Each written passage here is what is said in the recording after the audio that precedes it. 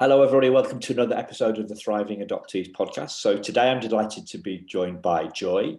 Joy leads the Adoptee Rights Campaign. Welcome to the show, Joy. Delighted to have you on today. Thank you so much, Simon, for having me and for your work. Thank you. You're very welcome. So today we're going to be talking about identity, and Joy has been sharing some stuff with me about forging her own path, creating her own identity, and this was kind of necessary because there was a lot of stuff that she didn't know. So she's coming from in terms of family history and biology and stuff like that. So why did you pick this topic, Joy? What was it about identity that you wanted to share? That made you want to talk about this today? Oh, sure. Well, I think as adoptees, this is a central theme in our lives, whether it's comes from an emotional or cultural standpoint, or even legal standpoint. This is something that permeates adoptees' lives. Who are we? Where were we born? When were we born? Where do we come from in terms of family lineage? And more importantly, who do we become? And that encompasses, all of the things that I said: emotional, psychological, cultural, and legal issues. And as an adoptee coming from a country that my adoptive parents knew very little about, I grew up without any of those ties. And I think that overall, looking back, I have felt like I have always needed to forge an identity for myself. And that took various forms, throughout my life, throughout the various environments I've been in. But I think that it's probably similar for most adoptees. We have to create ourselves. Okay. So can you tell me, share the listeners a little bit about your stories, because our stories are quite different, and I think that's going to give two different perspectives on identity, which I think I'm really looking forward to exploring. The kind of well, we used to do this in school, at high school, compare and contrast, right? So what's similar and what's different, and I think that our backstories are quite different. So I'm very interested in exploring what similarities there are and what differences there are. But before we do that, could you share a little bit about your story? Sure, absolutely. So I was born in South Korea after the Korean War, and brought to the United States in about the mid-1960s, adopted by an American family in California. So I was under a year age. So I grew up, for all intents and purposes, in the American culture, without any connections to Koreans, Korean Americans, or even really Asian Americans for that matter. So I considered myself an American with American ideals and values. And through the course of understanding that I didn't have American citizenship, so I understood that there was a legal issue that resulted from policies and adoption mishaps, if you will. my identity became really a different sort of matter at that point. Not only did I have to question, and my identity was being questioned, it was at that point hugely important for me to really take a look at, my identity. Who was I? Who am I? Yeah. Who am I according to the country of my birth, and who am I according to the country of my residence? Yeah. So did the legal thing you did the legal thing, it was like having the rug pulled from under your feet, right? It was like that opened up a can of worms, did it? And a kind of emotional worms for you. Is that right, or am I off on here? Well, you're 100% correct. The immediate response was urgency, fear. What do I do from a legal standpoint? What does this mean for me? And there were a lot of legal issues surrounding that were very serious. And I've talked a lot about that through my own advocacy work. I won't get into that part here, but clearly it was something that I was totally unprepared for, and something that I had to then deal with, and for the next decades, and until I recently received U.S. citizenship about 2 years ago. So it became a central feature of my identity, having to deal with my immigration status. Yeah. So would you say that since that happened in those two decades, right? You've been forging your identity for the last 2 decades, yeah? Is that kind of where you're going? Well, I think I've always been forging my own identity since I was a child. Since I, like many of us, I grew up knowing that I was adopted, and it didn't, obviously, since I'm a transracial adoptee and I was adopted by white Americans, it's not like there was any sort of misunderstanding about the way we looked or where I came from. So I've always known that. And of course, I've always felt like an outsider, and always trying to sort of adapt to my environment.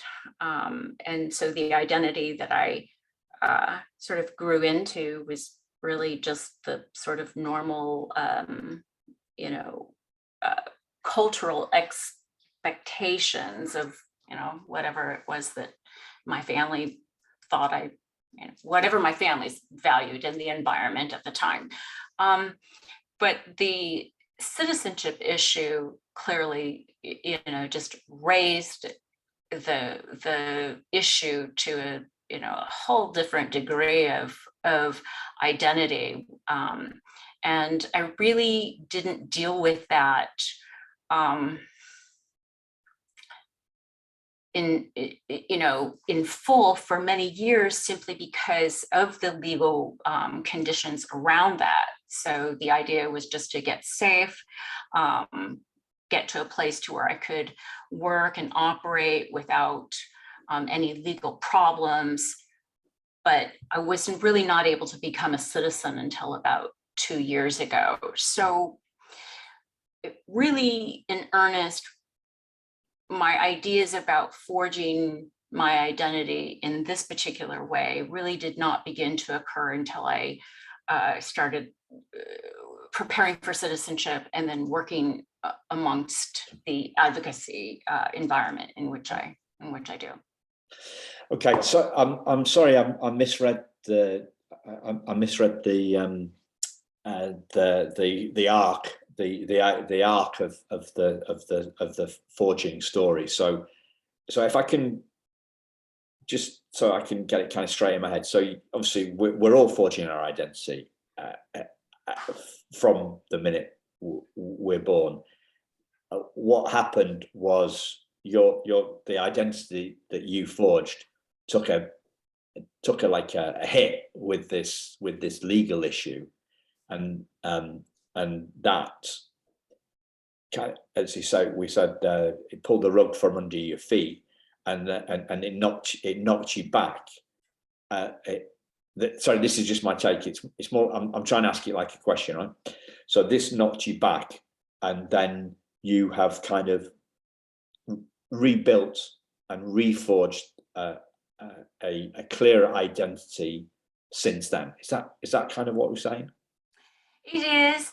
I would add that I'm still in that process, and anticipate that I will probably always be in this process, but much more from a standpoint of just life in general. Who do we become as adults? What values do we take on, and how those change? And obviously our experiences as adoptees, play a big part of that. But I think identity is particularly interesting for adoptees, because we do have to deal with so many different aspects: cultural, legal, psychological, family. All of these really play such important roles in the way that we see ourselves and the way that we develop values that really speak to who we are as individuals. Yeah. So that's probably, as a white guy that was born to a white mother, raised by white adopted parents, we can kind of like the complexity is simplified for me. It's simply less complex because I don't have those. I don't have those complexities. I don't have that. That the kind of the not knowing thing, and the not knowing thing is a story came an incident in my life came that isn't actually anything to do with adoption. Popped into my head. So when I was coming out of university at 21 or so, I had some plans about working in advertising or PR, or in advertising, and I got offered that. I went for a few interviews, and I got one, but it wasn't the one that I wanted. And I rang my dad up and I said, I don't know what I'm going to do, because I don't want. It was pretty rare that I asked my dad for advice. I was quite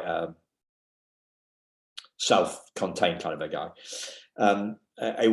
Situation had to get pretty dire for me to ask my dad's advice. So I was obviously feeling in that uncertainty about whether to take this job that I didn't want or not.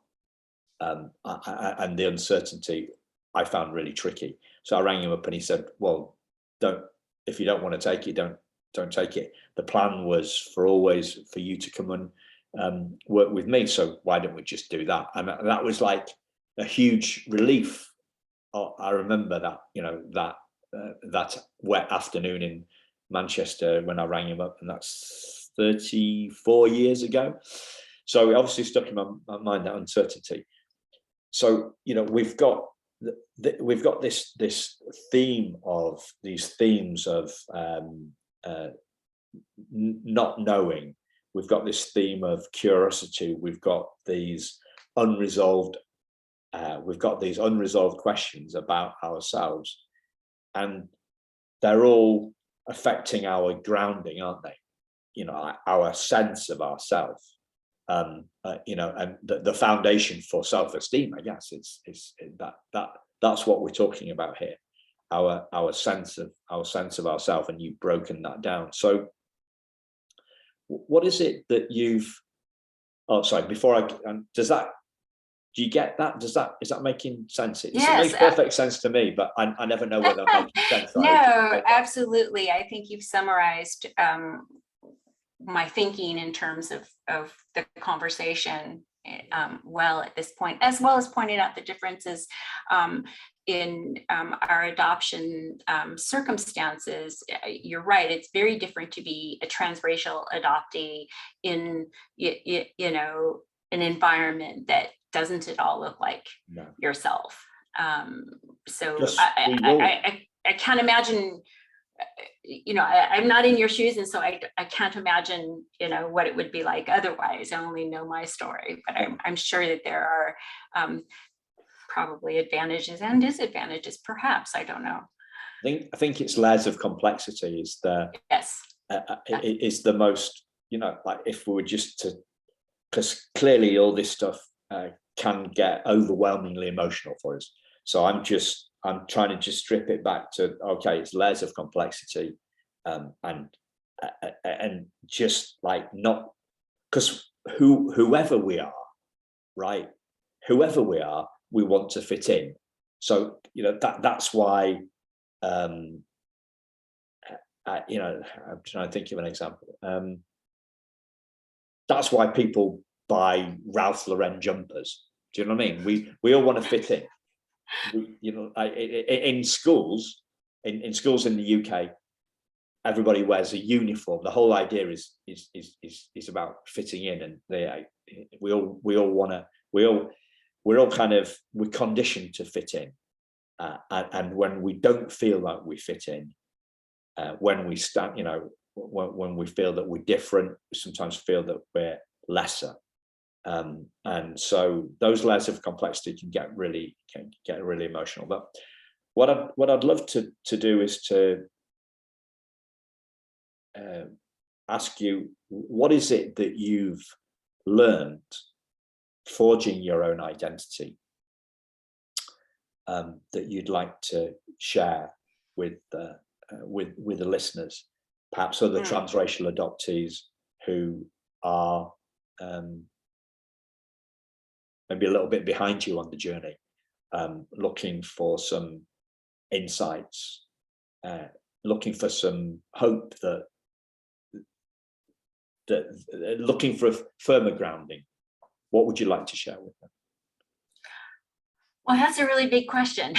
Yeah. Wow. Well, I think,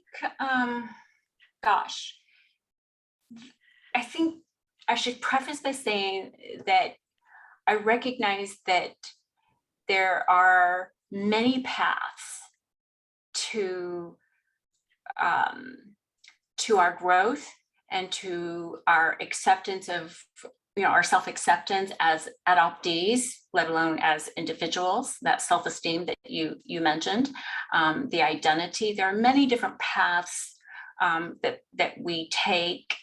Sometimes I've noticed adoptees seem to really need support groups. They really are most at home in environments with other adoptees, and I think that that's completely valid, and I'm happy that our culture now is so aware of the need for these communities, and yet there are adoptees that are seem to be less needing of those connections, and just are forging their own paths, or feel quite at home in their own adoptive communities, whatever it is. So whatever, I don't think that there's one particular path that is the way or the right way. I just think it just really depends on who you are. But for me, I've always sort of been a loner.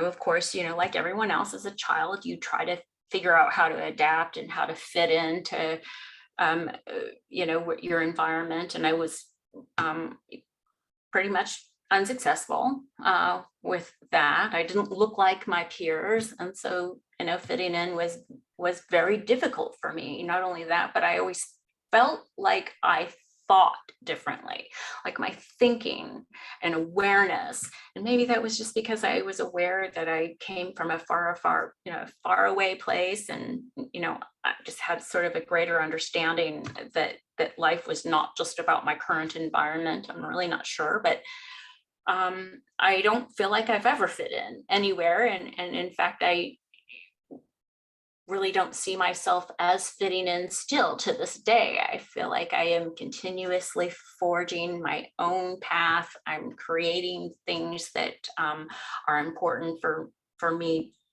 to do. I'm seeking opportunities that I think are important for me. So I think my focus has really been on just my individual path, my individual growth, my individual identity, and how do I see all of that as well as create all of that. Yeah.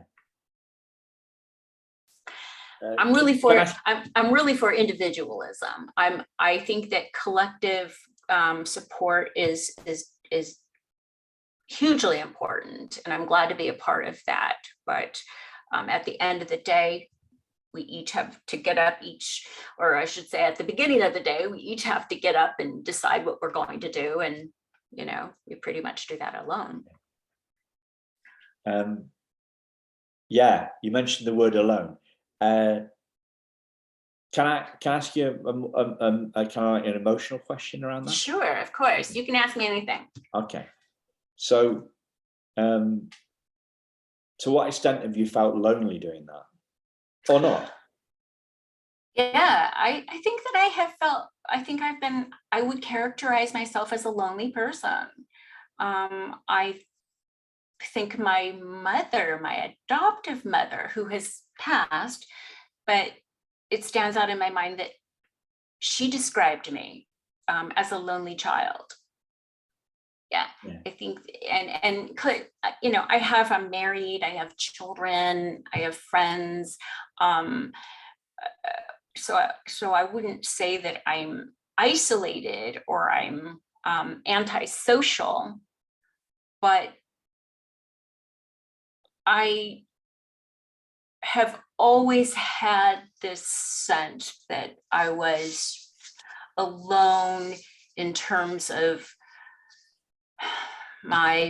whether it be appearance, my thoughts, or my journey, the things I was, able to pursue. So for example, I was, as a result of, my adoption story, my background, and then the legal issues, I didn't have the normal sort of educational path. I didn't fit into circles where many of my acquaintances and colleagues or friends were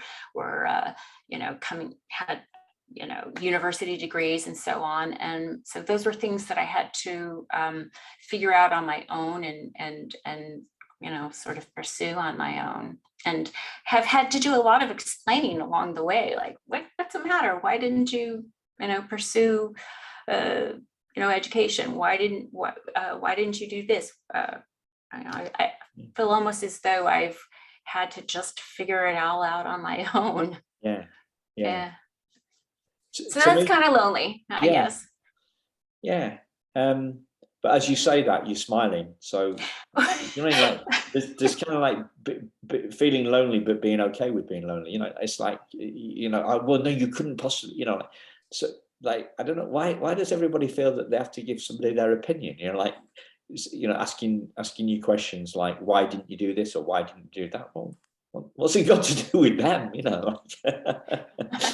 Everybody's so keen on opinions, like. Oh yes. Well, I guess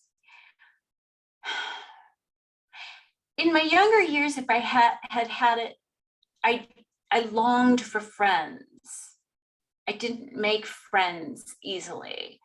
And I could speculate, about that all day, but I didn't. And I think that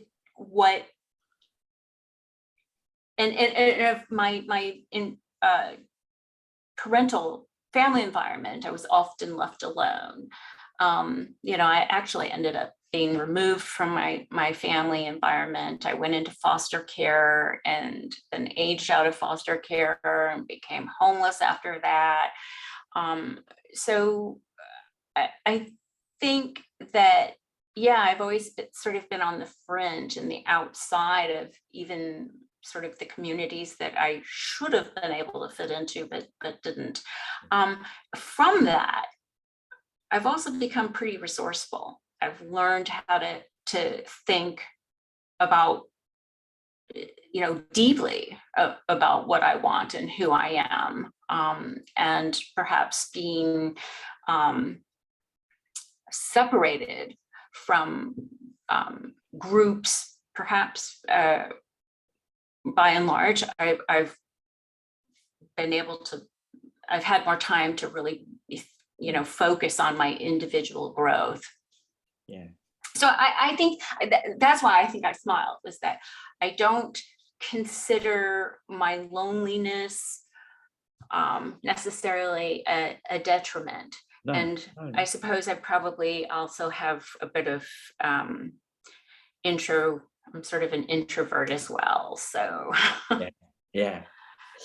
So the first thing that I was going to say is it's like an x-axis and a y-axis, right? That we can be alone,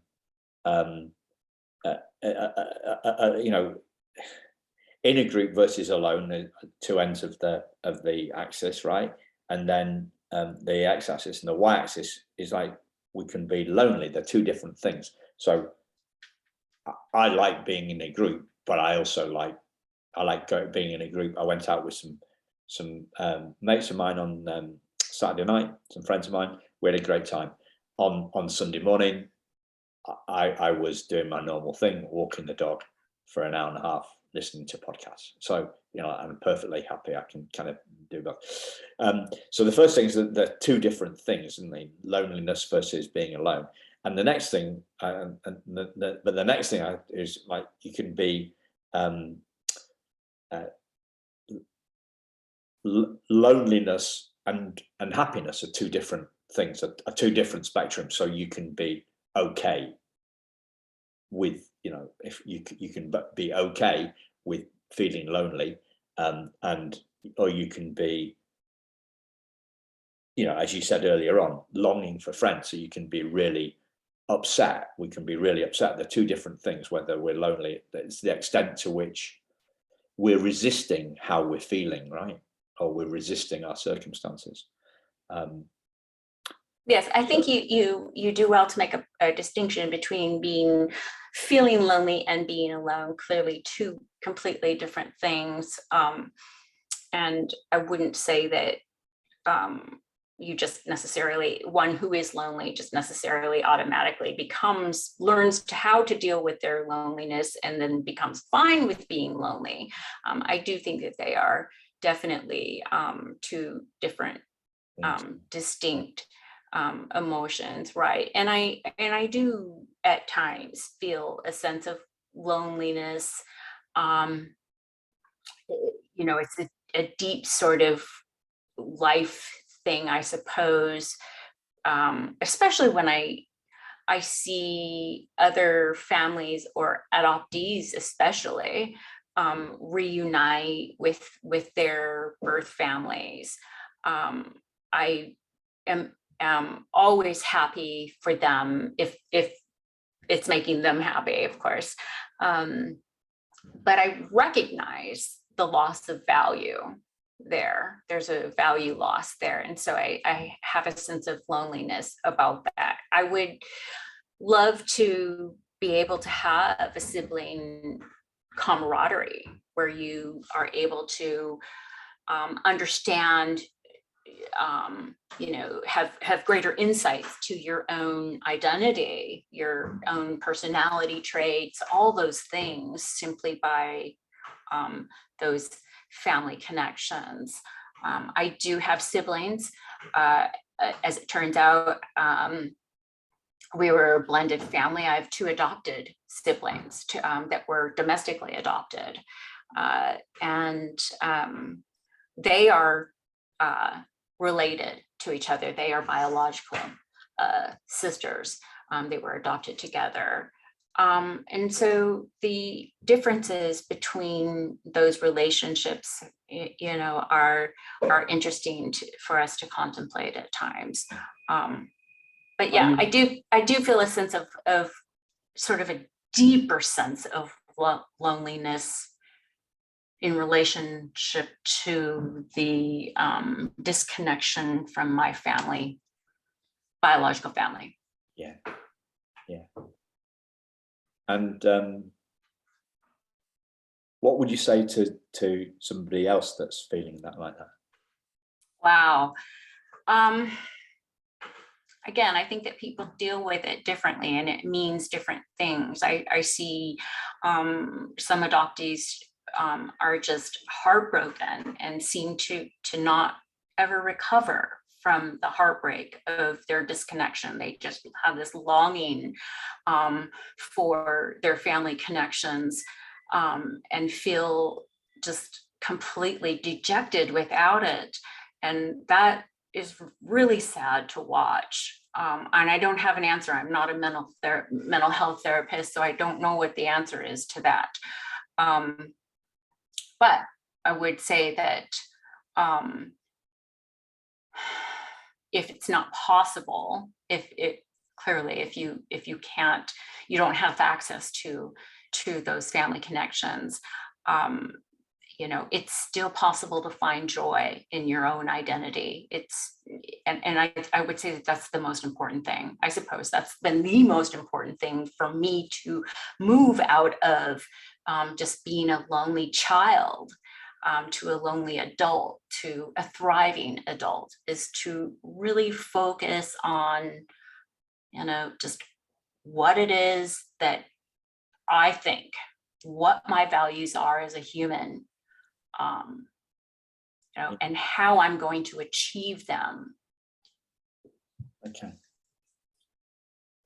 Did you watch or listen to that webinar that I did? I sent you a link on the webinar I did on identity. Did you watch it? Sorry, I didn't. No, I didn't. Yes.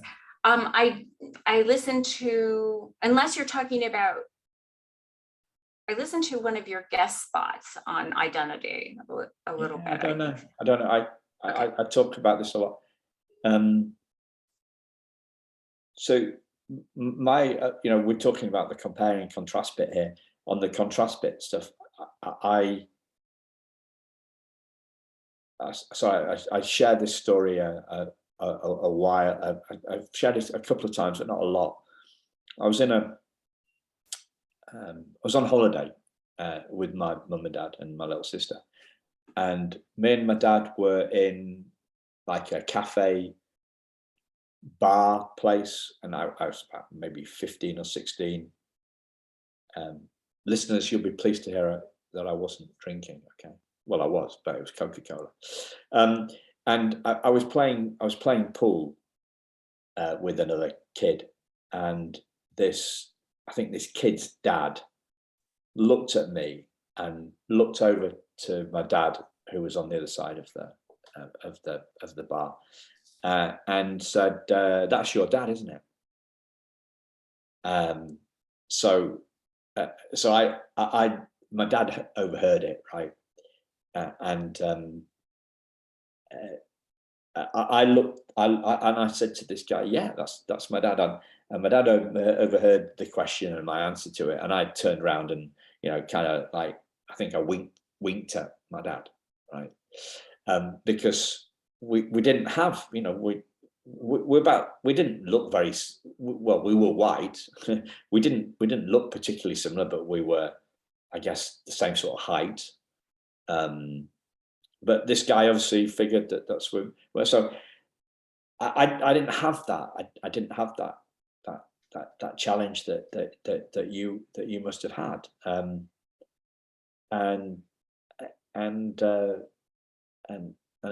it's kind of.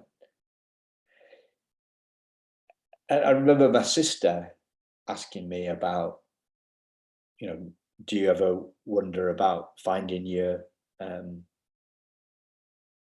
real mum and dad? And I said, well, no, mum and dad are our real mum and dad. I was about 10 or 12 or something like that at the time. So I was kind of quite, it's chalk and cheese, you know, our comparison in our stories and how I felt.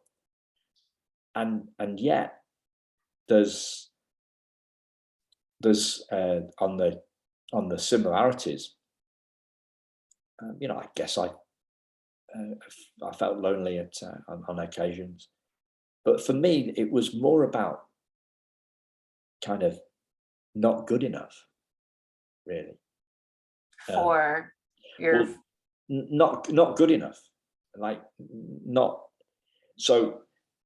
not good enough at quite a few things, you know, mainly business, you know, going into the family business and being not as good as my dad, and not passing my driving test the first time, passing it third time, not being as good, you know, not being popular enough with girls, not having enough friends, being left out. Those were the kind of things that got me. But the biggest thing was being not good enough for business, and until the kind of the adoption stuff came in, when, you know, at 40, when I found out that the teddy bear was from a birth mother, and I had this explosion of anger, and she didn't love me enough to keep me, and therefore I am not good enough. I am unlovable. There's something inherently wrong with me. And the whole thing about identity for me is, you know, you talked about believing in individualism and forging our own path. I've got a really, from stuff that I've learned listening to podcasts, I've got a really unusual take on identity, which is, doesn't have, it's about us not being our bodies for a start. So our bodies as a kind of like,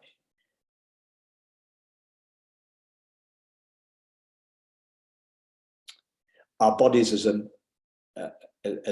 meat. I can't put it in a more pleasant way than this, but it kind of, as a meat suit, right? It's meat. You know, we are incarnate, aren't we? You know, carne is Latin and Spanish for meat. Yeah, carne, a meat suit. So I've been, my father-in-law died a few years ago, and I saw his body, but he was gone.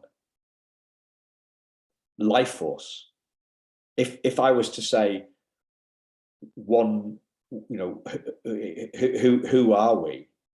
I would say we are the ghosted machine, the life force that powers the meat suit, the body that we are. I think Chi is the one of the, is that a Chinese or an Asian light force? Is Chi? I don't know where that comes from exactly. We are spirit. You know, we're spiritual beings having a human experience. We are consciousness. So we are not our feelings. We are, when we're the one that feels them. So for me, my view of identity is, and as I say this, I'm thinking, well, is this kind of, is this coming across as some sort of white privilege thing? You know, you know, it's just, I believe, as, you know, if we're life force, that's who we are. And I think the challenge is with identity is actually not feeling good enough. It's you know, what's wrong with us? I think that's a human trait. Sorry? I think that's a common human trait, though. Yes. And as we talked about those layers of complexity, you know, in the adoption conversation, clearly we have, you know, layers and layers and layers that other individuals perhaps don't have. But in terms of our humanity, I think what you're saying is that we really are the same in terms of who we are. We're humans. We consist of our mental faculties and our physical traits, and to the varying degrees that those things either complement our experiences or create barriers for our experiences is then, you know, what we have to deal with. But I agree with you that we are not just simply products of our physical selves. Do you view yourself as an adoptee, or do you view yourself as having been adopted? So, good question. I used to say I'm adopted. That's what I used to say. I then and then I've only called myself an adoptee for shorthand since I've come into the adoption world professionally, if you like, podcasting, doing the podcasting and webinars and things. And then my thoughts went to I was adopted. Okay. And then from I was adopted, well, Simon Ben wasn't adopted. Okay. David Anthony Flower was adopted. And then he became Simon Ben. So I can't be either of those. So this is when I get a little bit philosophical. How do I view myself? Okay, well, I don't view myself as I'm adopted. I don't view myself as an adoptee. I don't view myself intrinsically as I was adopted. I don't view myself as Simon Jonathan Ben or David Anthony Flower.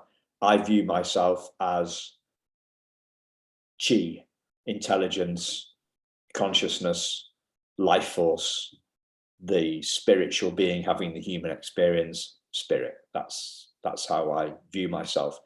And because that's how I see myself,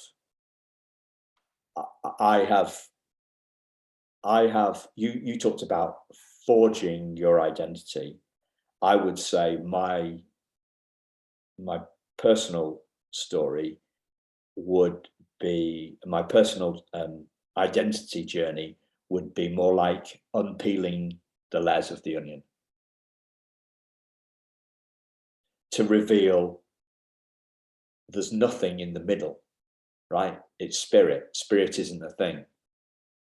Spirit is like the wind. It's a space. It's not that.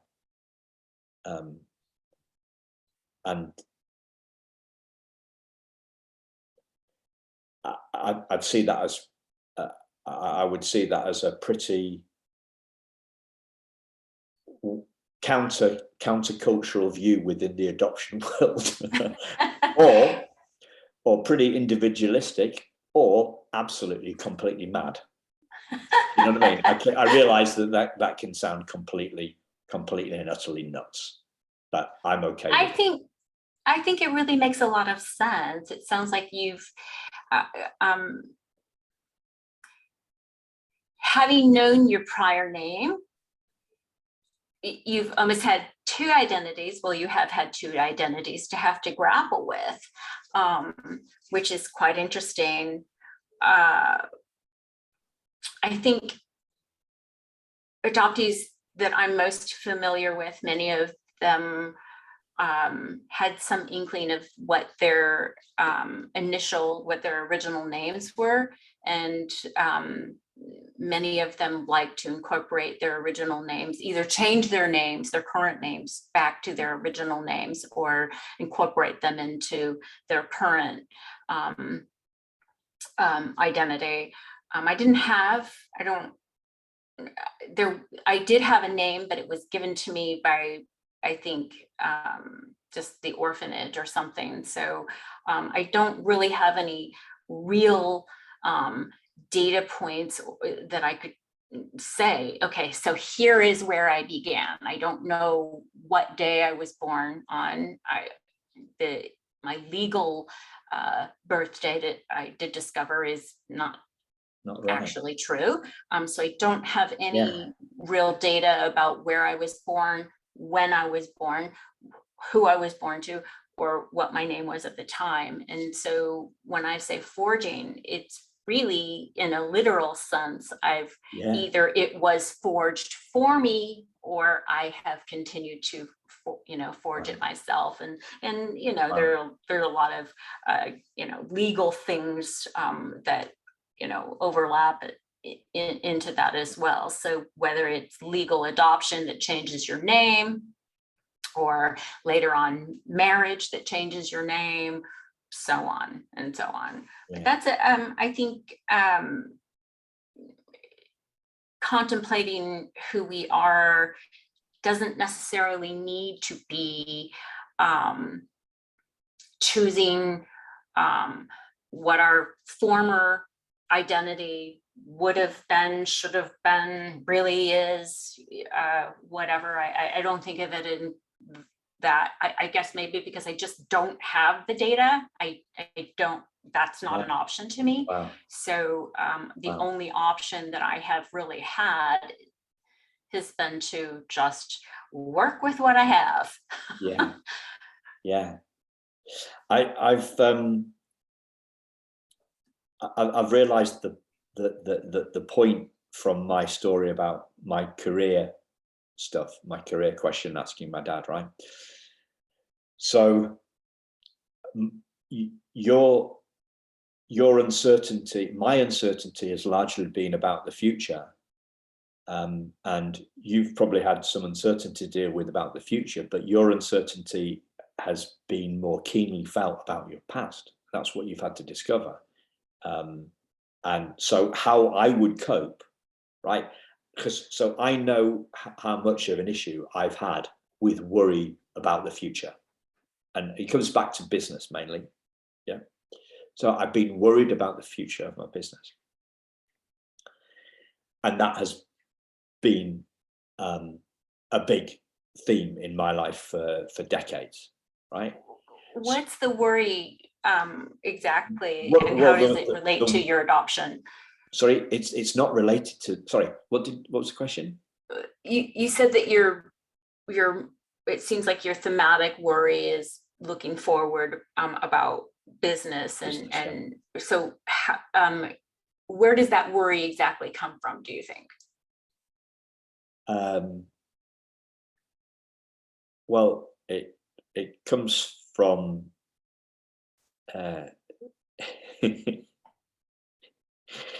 it comes from I don't know. Well, I can ask that on a number of different levels. It comes from a concern that I'm not good enough and that I'm going to fail. And I took the business over from my dad, and I should be able to make the business thrive. I'm not in the business anymore, right? I sold the business 11 years ago, but I was at my wit's end with the business, and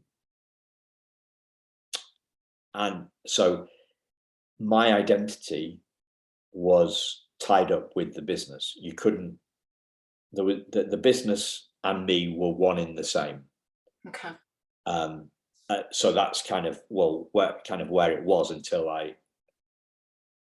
but in 2009, I got some separation. I realized that I wasn't my business. Okay. And I realized, most importantly, perhaps more importantly than that, I realized that I wasn't the voice in my head that was telling me that I wasn't good enough. Does that make any sense? So was this a family business that you took on? Yes. Okay. So are you saying that you had much of your identity you felt came through the need to be part of your family business, and then once you separated yourself from that, or maybe you separated yourself from that as a result of needing to forge your own? No. I didn't spell it out. I didn't make it clear at all. So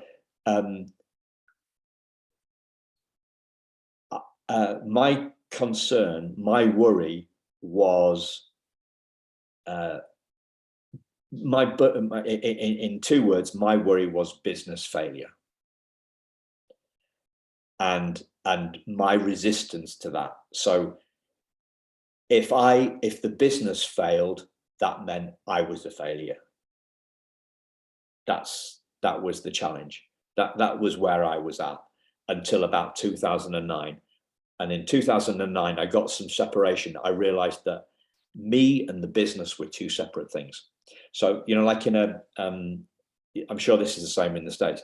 In the UK, you can be a sole trader, or you can be a limited company. If you're a limited company and you go bust, the business creditors can't come and take your house off you, right? It's 2 separate legal entities, right? But if you're an LLC or a limited, what we call a limited company in the UK, if you are a sole trader and you go and you can't, there's no separation. The money that's in your personal bank account can be taken by the creditors. So there's a legal separation. I'm saying that there was no emotional separation between me and the business, and that was where my worry was. My worry was always about the future and the concern that I wasn't good enough. That was my issue. So I had the future worries. So you had I'm guessing you had some future concerns as well, but you also had you doubled up on that because you had the past, you had these unresolved questions, and that's the identity that you had to forge, was about answering the questions, about satiating, getting answers to your questions, satiating your curiosity, ending the search for the truth. The search for the truth is really a big question, and I really have not done a lot of birth search. I went to Korea to do so. I found some leads and I gained quite a bit of information, but nothing that was biological. It created new questions, of course, but really, I would say overall, the way I view my family, my history. So if we wanted to say like who I was before, and it's hard to even think of it like that because I was a baby when I was adopted, and in relationship to like other adoptees I know that are adopted later in life, they actually remember their parents or remember their lives before they were adopted. And so for me, it's much different. But I look at those things now as really just sort of additive things, additive layers of truth. How do I integrate this piece of information? So for example, I took a DNA test a couple of years ago, and it revealed that the narrative that I had grown up with and that we were told was completely wrong. So I was told that in my documents say that I'm half Native American. And so I've grown up with this story that this is, who I am, and there was a whole narrative built around it. And I found out that DNA says that, no, I'm not Native American at all. And it really changed, it really threw me for a loop because, and this is kind of getting into the details, but the whole narrative at the time of my adoption was that Korea was sending away mixed race children who were not full-blooded Koreans. And my adoptive mother insisted on having a mixed race child, and she was on the waiting list, and it took 3 years for her to receive one. She actually rejected an opportunity to adopt a full 100% Korean, I guess, child, and said, no, I want a mixed race.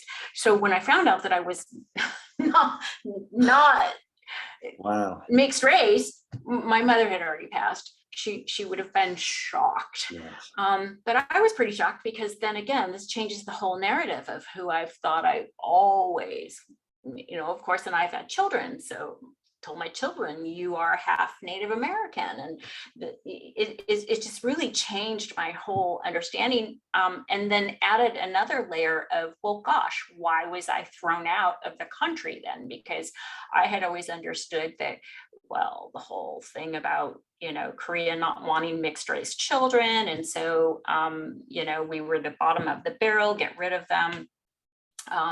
So all of a sudden I'm not that. And so I'm thinking to myself, well, wait a minute, so why was I thrown out there? So, of course, there had to have been other reasons, whatever they were, economic, or, who knows what they were. But I view myself as having been adopted, like you, since entering into the adoption space. From a professional standpoint, I've learned to adopt, if you will, pardon the usage of the word. I've had to sort of bring on a new sort of identity even, and start calling myself an adoptee, because really before this experience, like prior to the last 6 years, I didn't call myself an adoptee. And to be quite frank, I even forgot that I was adopted. And I don't mean that like sort of a cognitive thing, but my family was blended. I went through all kinds of experiences. I lived with different families, with foster families, with a step parent, and then my some of my family adopted my siblings. And so I grew up in this environment where it was always mixed. Yeah. And so it was just sort of baked into who we were. We didn't talk about it. My parents really didn't talk about it. Even though, I remember my two sisters being adopted. I went through the home study process. I had to be interviewed for that. We went to court. So I was very familiar with it, but it was something that occurred to me, and it was not something that I labeled myself as. And coming into the work professionally created the opportunity for me to, and the requirement for me to look at myself and to look at my past, and to be able to, in the least explain it, to say, this is what happened to me. So I've had to do a lot of thinking about myself as an adopted person, and how do I separate that, or do I separate it, or do I integrate it into however I view myself today. Currently, and this might change, but currently I call myself an adoptee, mostly from just a professional, standpoint. Sure. But outside of this work, I rarely think of myself in those terms. Yeah. But I don't want to discount it, because as I'm learning, adoption is an enormous issue, and the effects that come from it are enormous. And I'm talking about the mental health issues. I don't have a lot of knowledge about all of that. My particular expertise has been more on legal and policy matters regarding citizenship status and so on. But so I don't want to discount the effects of adoption. I'm just saying that this is how I personally have dealt with it, and which is to say that really I haven't dealt with it to the degree many others have. Right. But it's work in progress, right? Oh, definitely a work in progress, and I'm beginning to see just how important it is. And as we think about the adoption industry, or think of it as an issue of humanitarianism, it becomes even Yeah. more important at the global level, at the domestic level. And I'm recognizing that it's much larger than, well, every day, really, I learned that it's really much larger than what I have been aware of. And that is astounding to me. Yeah. Well, that's a big subject, and I think we'll probably save that one for another day.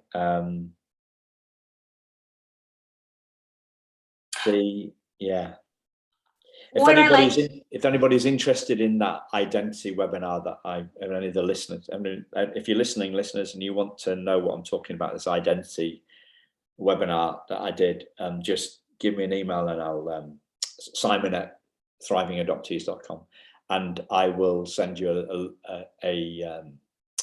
I'll send you a link to the recording of that, because what I went through in 30 seconds, I spent like an hour digging in it, digging through this,